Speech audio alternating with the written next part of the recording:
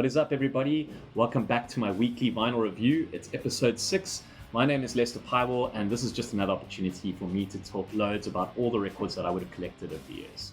And this week I'm really excited because we're going to be talking about my favorite band of all time, the Pixies. The release in question is a particularly special one because this is the demo tape that David Lovering, the band's drummer, had put together initially for them, and I'll talk to that in a moment. But ahead of getting into the band members and the actual purple tape itself, I just wanted to cover the tracks on either side of this record. So basically the purple tape comprised of tracks that were ultimately going to make up Come On Pilgrim, the Pixies' first album, not to be confused with Surfer Rosa, the first full-length album. So these tracks, like I said, 90% of them were Come On Pilgrim, and then you did have an unreleased track called Rock On My Soul, as well as the first appearance of Here Comes Your Man, and that obviously was released on Doolittle quite a bit later. I think it was 1989. So the Pixies basically are comprised of Frank Black, Kim Deal, David Lovering, and then Joey Santiago. And as I mentioned before, David Lovering was instrumental in actually putting this tape together. And that's actually, I believe, a picture of him running naked in their apartment blocks or something it was in Boston.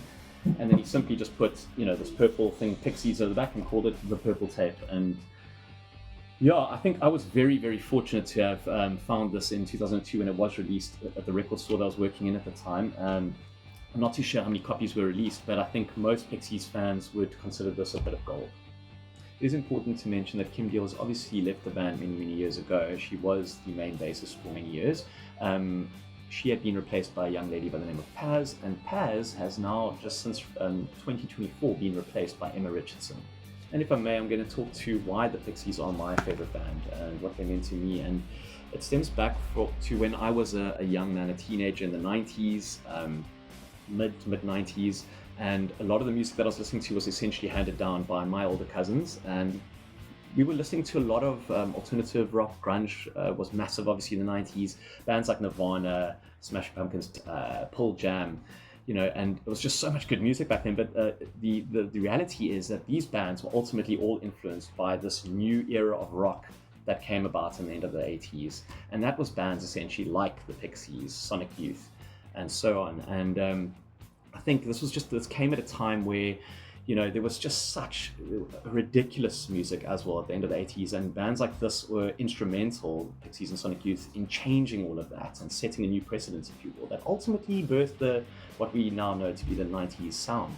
And of course, Frank Black wasn't scared to absolutely write about the most bizarre and disturbing content, pillaging, incest, just aliens and just weird things. And he was a storyteller, and a brilliant one.